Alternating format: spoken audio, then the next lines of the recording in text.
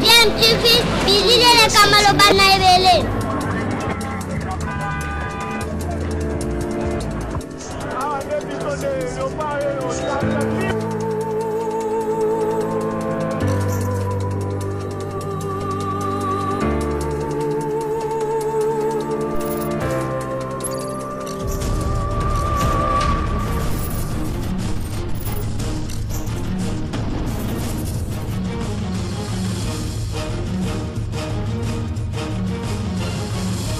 DMTV toujours en avant. Balandi ya DMTV mbote nabino esengo eza toujours kolala na ngambo na biso po toyebi ke boza ebele o bozali kolanda chaîne YouTube nabino DMTV na ngongo yo ndeka tozo solo la ndenge ezala kaka DMTV ememela kabino te mais to mesanisi pe bino déjà na ba analyse pe ba réflexion sur ba sujet d'actualité bien sûr mais aussi ba faits sociaux na ba réalité ndenge toza ko observer hein na mboka na biso ebika makambo ezanga te na République démocratique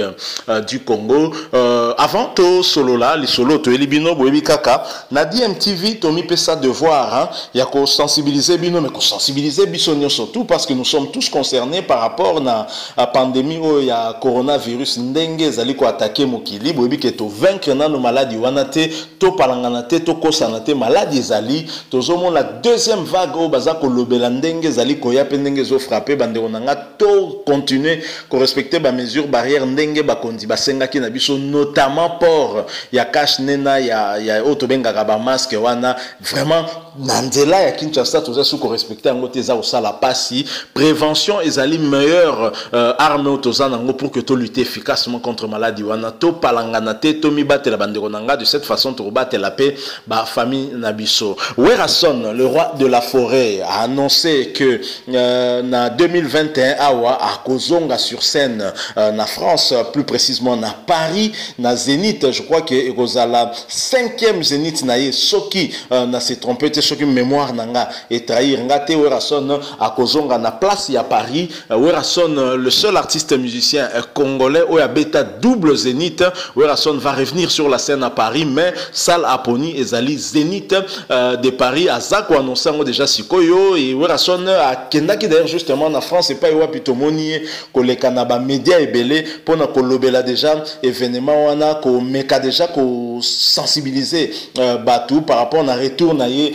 sur scène tomoni moi elan moko boy komiko ya et pas ya ba artiste na biso musicien ya kozongela ba salle wana ya minene na France hein, après forcingo Fally Ipupa a salaki na ebandeli ya année oyo na février 2020 awa Fally Ipupa a bukaki Bercy Fally Ipupa betaki Bercy malgré opposition ya ba combattant ba kokaki te Fally Ipupa a betaki malheureusement et ko beta na ezalaki pe ensemble na vague ya corona virus ndenge eyaki malheureusement mais to moni ke elan wana e ko fungola jeu neti kaka ke yango nde ye na clé o eza ko fungola finalement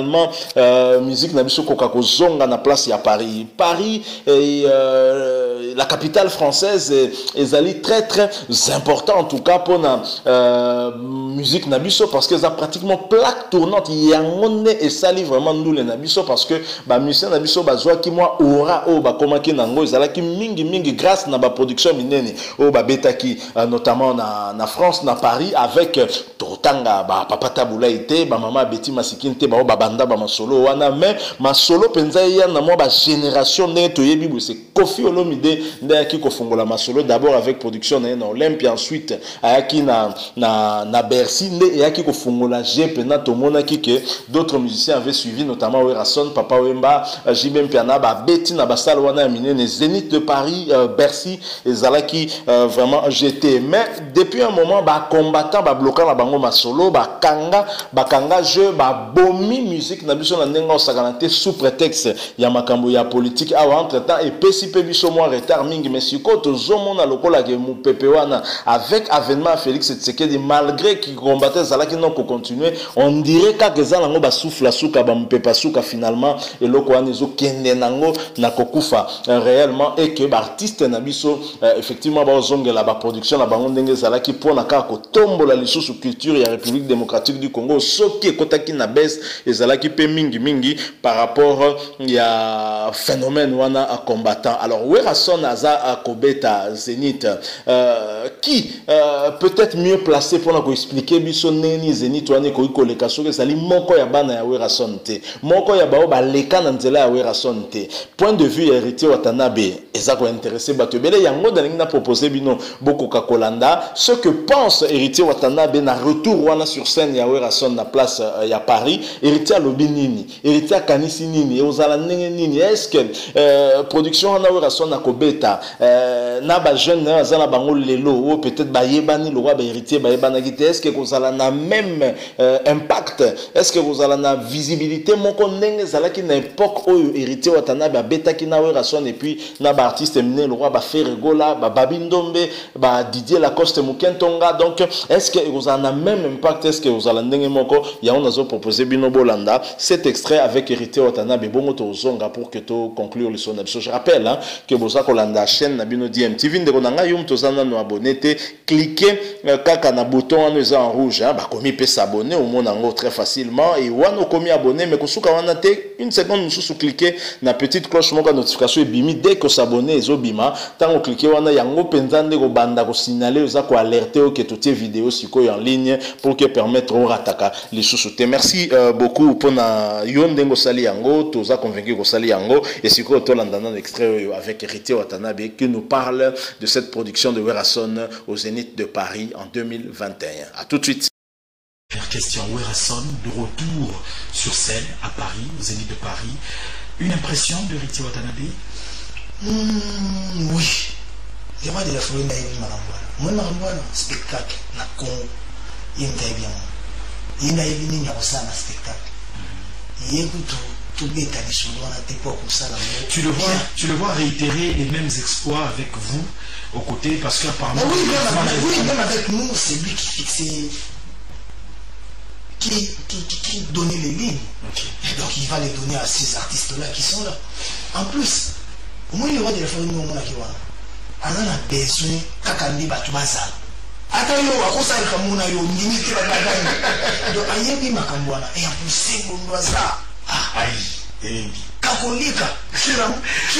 beaucoup mesdames et messieurs. Au moins quand même nazo bimao. Donc bénédiction que je vais à la plateau. Ça c'est vrai. Pasteur Franck Moula j'en ai vu que nazo zo pambuli na kaka nande nazo telema na couloir nande nazo kende nazo voyager na pambuli. Mona spo ya na sima. Nzambe bénédiction et ya donc bébé sur bénédiction et donc nzambe batine na bénédiction là. Donc merci pour cette émission qui bon voyage à toi héritier Watanabe. Donc ngakolongo na kimbala moko et parce qu'on a besoin de Kadeyong na Porotana événement mon menez donc merci. Je vous voilà. Voilà, nous sommes de retour. Boti Kolandawana, héritier Watanabe, qui est n'enga s'exprimer par rapport à la production où Werason a projeté Kobeta na Zénith de Paris où ils allaient annoncé pratiquement retour sur scène naïe. Héritier Watanabe n'enga expliqué biso si on essaie un peu de faire une comparaison entre équipe actuelle où Werason a nango qu'on se le cache pas, équipe où Werason a nango actuellement baba guerrier mais baba guerrier na même niveau que Watanabe. Mais une chose est vraie, tango ba faire ba laki ba équipe oyo et yaki kotia ba héritier poids parce que héritier atikala ki héritier azala na ba faire azala ki pe na ba yaki simawana tango batwana bango ba yaki ba beta ki pe ba Zénith na bango ya sima mingi ba lai toujours ka ko comparer na ba to kale ko simba te mais on avait vu que finalement Werason yemo ko azala ko fou et au moulin yemo ko pesa ka makambo ndenge héritier alobaka donc ata soki bango bazata ata soki ba jeune ndeni te wera yemo ko yeba ndeni ko vandisa bango ndeni ko positionner bango pour que spectacle et les bien parler Zénith parler spectacle wana za makambo Werason ayebi yango héritier Watanabe nde azako loba pe a confirmer yango. Je crois que ayebi l'homme mieux que quiconque parce que y a vandana ya mona Werason ndenga za ko lamba ba spectacle bazala ki ko lamba ensemble pour y parler qui ko travailler aux côtés à Werason et c'est un musicien parmi les musiciens qui étaient très écoutés par Werason. Tout ça on a besoin de témoignage à Weratepo et c'est le que ça nango comme on a tokoloba yango kaka un modèle wana sans peur en tout cas d'être contredit demain. Donc héritier Watanabe en somme azana confiance na Werason na ebike et koleka bien et moi je pense que bon, au-delà, il y a point de vue Héritier Watanabe. Héritier Watanabe a rattaqué production dans Olympia. La production, surtout, ils ont programmé Kofi Olomide à Paris, la Défense Arena. Fali Poupazo projeté double Bercy. Werason na Zénith. Et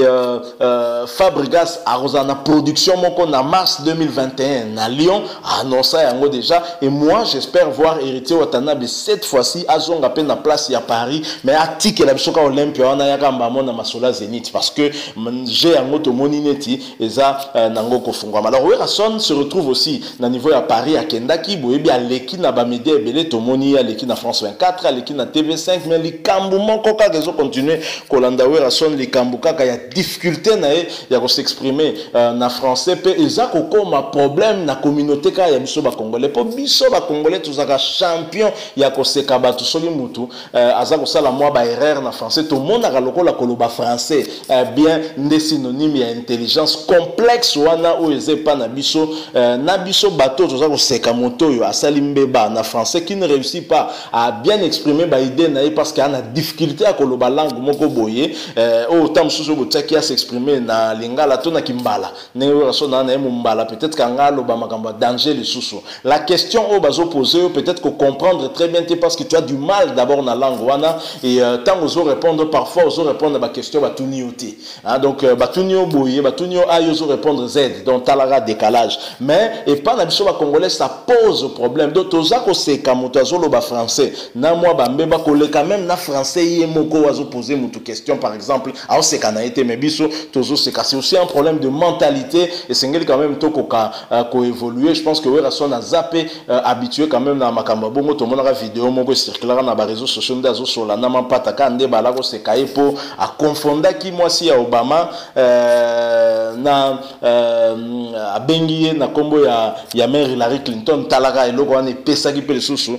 moi à genre mais vraiment c'est comme ça donc le Congolais on est comme ça donc biso to tikala toujours dans makambo ya ba mike wana zanango ko élever biso mais le plus important je pense le plus grand message ezali que Werason akobeta na Zénith de Paris Kofi Olomide akobeta na Paris la Défense Fali Poupaza ko projeter double Bercy et nous voulons voir ba inosbi artiste msusu parce que bongonde et ko booster musique na biso lusu makasi parce que je crois que netika masolo ya basala ngo pe depuis kaka ba combattant ba boma na bango biso to moni pe ba artiste africain msusu pe ba affronter basala gaillard wana te to moni na biso pe bango penza te donc wana on dirait ça ba masolo mo be congolais kanda yeba ka penza ko affronter ngo bien pe et osa biso vraiment bien un mingi voilà moi le soto nga to beta na bino le point de vue Héritier Watanabe par rapport na papa na Werason ndenge ako se produire na Zénith de Paris en 2021 retour sur scène à Paris avec Werason et tout son groupe et aussi a bien orchestre na o ba voyage kala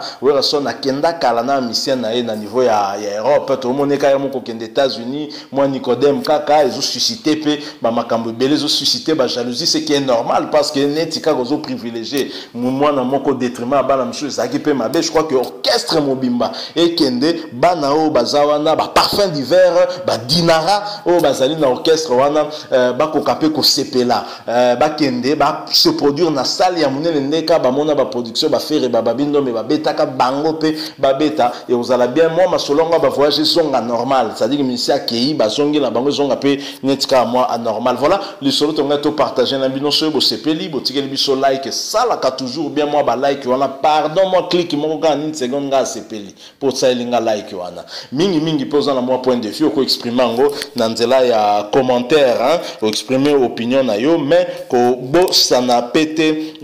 ko s'abonner soki ozana na abonner tende na ngai e usala pe lorote moi clique mon koka ko komino abonner na chaîne DMTV ko bo sana te ko bimisa cloche mon notification cliquez pe wana et au permettre na yo o rataka le souter ba prochaine vidéo to kotia awa apona yo merci na yo ndeko na nga o landi biso